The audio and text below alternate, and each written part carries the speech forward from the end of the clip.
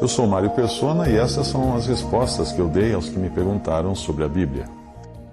Você escreveu com uma dúvida se o cristão hoje não precisaria ser batizado. E isso foi porque você leu um texto e que o autor ensina esse tipo de coisa. Mas o autor do texto que você enviou, até a cópia para mim, está totalmente equivocado quando ele fala do batismo como algo que já não seria necessário para o cristão. O batismo continua, sim, a fazer parte das ordenanças que o cristão deve guardar.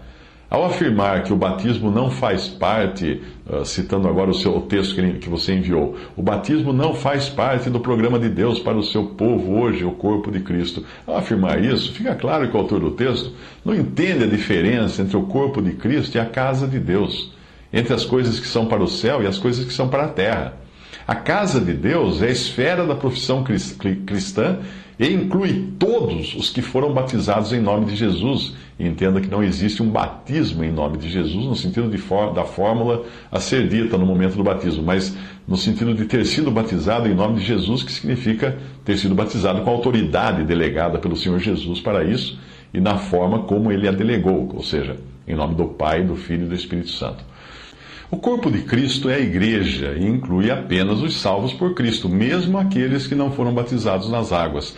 Fica mais fácil entender se nós considerarmos que as coisas referentes à casa de Deus se aplicam a este mundo, ou seja, são coisas com data de vencimento.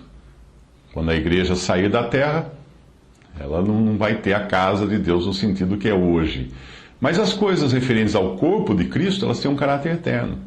Porque o corpo de Cristo é a igreja subirá ao céu. Ao crer em Jesus e ser selado com o Espírito Santo de Deus, a pessoa passa a fazer parte do corpo de Cristo. Ao ser batizada nas águas, ela passa a fazer parte da casa de Deus e a levar neste mundo a responsabilidade do nome ao qual ela foi associada, ou seja, Jesus, mesmo que não tenha sido genuinamente convertida. Tendo em mente a diferença entre a casa de Deus e o corpo de Cristo, eu vou aproveitar um texto sobre o batismo que eu traduzi do Morris New and Concise Bible Dictionary. É uma excelente fonte de referência a esse dicionário bíblico, porque ele contém a sã doutrina, ele está em inglês e ele pode ser acessado na web. Você pode procurar por Concise Bible Dictionary, que você vai encontrar. Vamos às definições que ele traz. Batismo. A palavra batismo vem do grego e significa mergulhar, lavar, etc. A ordenança do batismo, então. Batismo no judaísmo, em Hebreus 6, versículo 2, os cristãos hebreus foram exortados a deixar a doutrina de batismos, porque era a doutrina de batismos do judaísmo. Em Hebreus 9, 10, nós lemos de várias abluções ou purificações, isso seguido depois de impostas até o tempo da correção, época que é identificada com a frase vindo Cristo, que segue a seguir no texto, que vem a seguir no texto. Isso demonstra que os batismos mencionados ali, nessa passagem de Hebreus, faziam parte do ritual judaico, no qual existiam vários banhos e lavagens, mas nenhuma dessas coisas tinha a ver com o batismo do Novo Testamento, o qual é uma ordenança de iniciação que coloca o batizado em uma nova posição. O Mar Vermelho, 1 Coríntios 10, 2, era uma figura desse batismo. Os cristãos judeus estavam sendo exortados a abandonarem os ritos judaicos de purificação, ali na carta aos Hebreus, os quais não deviam ser novamente colocados como fundamento. Além disso, costuma-se mencionar que os judeus recebiam seus prosélitos pelo batismo. Nós não temos qualquer registro disso no Antigo Testamento, e Joséfo, o historiador Joséfo, que detalha os rituais necessários para a recepção de um prosélito, não faz menção do batismo. Ocorre que Maimônides afirma que os prosélitos eram recebidos assim, mas esse escritor nasceu em 1135 d.C., portanto, muito tempo mais tarde, para saber o que seria o costume na época dos autores contemporâneos ao Antigo e Novo Testamento, que nada falam a respeito. Segundo ponto, agora também desse dicionário bíblico, o batismo de João Batista. Este era feito especialmente no Rio Jordão, ao qual as multidões compareciam e do qual é repetidas vezes dito tratar-se de um batismo de arrependimento, em Marcos 1,4, Lucas 3,3, Atos 13,24 e Atos 19,4. João desafiava as multidões que iam a ele para que fossem batizados para poderem dar frutos dignos de arrependimento, como fala em Mateus 3,8 e Lucas 3,8. Ele batizava aqueles que chegavam confessando seus pecados, Mateus 3,6. E exortava o povo a crer naquele que viria após si, isto é, em Jesus Cristo, conforme Atos 19,4 e João 1,29, João 1,36. O remanescente fiel, de judeus fiéis, que era batizado por João Batista, assumia então um terreno separado da nação, aguardando a vinda do Messias. Eles exercitavam um juízo próprio e se apartavam da condição pecaminosa da nação.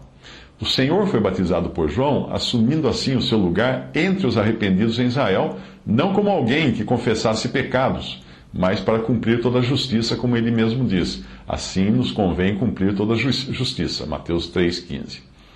Agora vem o batismo cristão. Nós vimos que João Batista pregava o batismo de arrependimento. Durante o ministério do Senhor, antes da cruz, alguns foram batizados a ele, a Jesus, como Messias, como fala em João 4, versículo 1. Após a sua morte e ressurreição, Pedro pregou não o arrependimento, mas o Jesus rejeitado, como estando exaltado então, e feito Senhor e Cristo. Quando as pessoas eram tocadas nos seus corações, ele dizia a elas: arrependei-vos, etc. Mas o batismo era para a remissão dos pecados, porque a obra agora tinha sido completa na sua totalidade. Eles eram batizados para a remissão dos pecados, administrativa e governamentalmente falando. Atos 2,38. Romanos 6, 3 e 4 dá o significado do batismo cristão para os santos que muito tempo antes tinham sido batizados. Ele fala da morte de Cristo, aquele que é sem pecado, como sendo morte para o pecado e para a condição em que o homem estava. E tira conclusões disso para nós, considerando que ele ressuscitou. Eles foram batizados em sua morte, isto é, são participantes dela. Eles estão vivos para Deus em Cristo ressuscitado e, consequentemente, também vivos para Ele ressuscitado e não para a lei. E por isso o pecado não devia mais reinar, mas nesses versículos não aparece a ressurreição com ele. O batismo é prefigurado pela passagem de Israel através do Mar Vermelho e não pelo cruzar do Rio Jordão, embora a ressurreição seja acrescentada em Colossenses 2,12, como tendo os pecados sido deixados para trás. Lá diz: perdoando-vos todas as ofensas. Trata-se de algo individual e da recepção da pessoa à profissão cristã. Um só Senhor, uma só fé, um só batismo. Em Colossenses, o significado do batismo é mais aprofundado do que em Romanos, mas ele está sempre conectado a um status aqui na terra e não com os privilégios celestiais. Nesse sentido, o batismo salva. Como fala em 1 Pedro 3,21. Somos por ele purificados de nossos pecados, como fala em Atos 22,16. Passamos pela morte através dele, do batismo, em Colossenses, e também em Colossenses 2,12. É acrescentado que ressuscitamos nele. Portanto, algo também individual. A igreja, como tal, nunca passou pela morte, estando a sua própria origem na ressurreição de Cristo. Colossenses 1,18 trata-se do primogênito na nova criação. Fica claro que o batismo, apesar de, em um certo sentido, colocar o batizado em um status de ressurreição, tendo em Cristo nossa vida, nunca nos tira da terra, mas nos coloca sob a responsabilidade cristã, enquanto estamos aqui no mundo, em conformidade com a novidade de vida, ou em novidade de vida. Em 1 Coríntios 10, de 1 a 6, há uma advertência. Eles foram batizados, etc., mas Deus não se agradou da maior parte deles. Uma mera posição sacramental, como é o batismo, não é suficiente. Nós devemos ficar fundados e firmes na fé, como fala Colossenses 1,23. Como batizados, nós somos chamados a andar neste mundo como mortos e ressuscitados, como se andássemos em um deserto.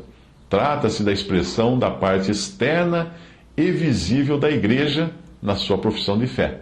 Um só Senhor, uma só fé, um só batismo. No batismo, nós recebemos uma boa consciência pela ressurreição, como fala 1 Pedro 3,21. Nós lavamos nele os nossos pecados, confessando o nome do Senhor, como diz Atos 22:16. Somos recebidos por meio dele, por meio do batismo, no lugar de responsabilidade do povo de Deus nesse mundo. Com Pedro, nós vemos o batismo cristão mais conectado com o reino dos céus, conforme Mateus 16:19, Atos 2:38 e Atos 10:48. Porém, com Paulo, o batismo estava conectado com a casa de Deus, quando ele mencionava a casa de Deus. Paulo tinha uma nova comissão. Ao contrário de Pedro, Paulo não é encontrado ministrando no meio de um povo conhecido que possuía promessas, chamando almas para fora desse povo ao arrependimento, para que pudessem receber a remissão e fossem separados daquela geração. Paulo, por sua vez, assume o homem como homem, sem desconsiderar os judeus, e o leva à presença de Deus na luz. Para os gentios, tratava-se de uma condição completamente nova de ressurreição, mesmo no que diz respeito ao testemunho, e não meramente de uma boa consciência através da ressurreição. E o batismo, que concede um status fundamentado na ressurreição, enquanto ainda neste mundo, não faz parte do testemunho de Paulo, exceto no que diz respeito à comissão dada em João 20, 21 a 23. E o próprio Paulo nos diz que ele não foi enviado a batizar. A fé enxerga que quando Deus introduz alguém nos privilégios desta terra, ele não separa a família dessa pessoa. Por exemplo, Gênesis 7:1 e outras passagens mostram isso. No cristianismo, isso tem o seu lugar e nós vemos que famílias foram batizadas por Paulo. 1 Coríntios 1:6 e também 1 Coríntios 7:14. No final do Evangelho de Mateus, nós temos um mandamento conectado com o batismo e com a missão apostólica dada exclusivamente aos gentios. Mas ali nada há de arrependimento ou de remissão. Trata-se simplesmente de fazer discípulos dentre as nações, batizando-os e ensinando-os. Mateus 28, 19 a 20. No seu sentido amplo, esta passagem contempla uma obra que ainda será feita no final pelo remanescente judeu para com os gentios. O batismo cristão agora é tanto para judeus como para gentios, para que por meio dele eles deixem a posição que ora ocupam e, estando ligados à morte de Cristo, sejam introduzidos na profissão cristã, deixando para trás aquelas distinções de gregos, de judeus e gentios. A direção em Lucas 24:47 é no sentido do arrependimento e remissão de pecados. Em Marcos 16:15 e 16, a salvação pertencia àquele que cria e era batizado, porque se não o fizesse, ele estaria se recusando a ser cristão. As Escrituras não nos dão um ensino definitivo quanto ao modo do batismo, já que o foco é a que os que recebiam o batismo estariam sendo ligados pelo mesmo batismo. Atos 19:3. A ideia está mais para a palavra lavar, como ocorria com os sacerdotes da antiguidade, em Êxodo 29:4, do que com a palavra aspergir, como acontecia com os levitas em Números 8:7. Quanto à fórmula utilizada, alguns supõem que, por lermos em Atos que as pessoas eram batizadas em nome do Senhor Jesus, a instrução dada em Mateus 28:19 para batizar em nome do Pai, do Filho e do Espírito Santo tivesse sido mudada. Mas isso não tem fundamento, pois o batismo é sempre a alguém ou a alguma coisa. Os discípulos encontrados em Éfeso haviam sido batizados ao batismo de João, Atos 19:3. Os israelitas tinham sido batizados a Moisés. E aqueles batizados em Atos foram batizados ao nome do Senhor Jesus como Salvador e como Senhor.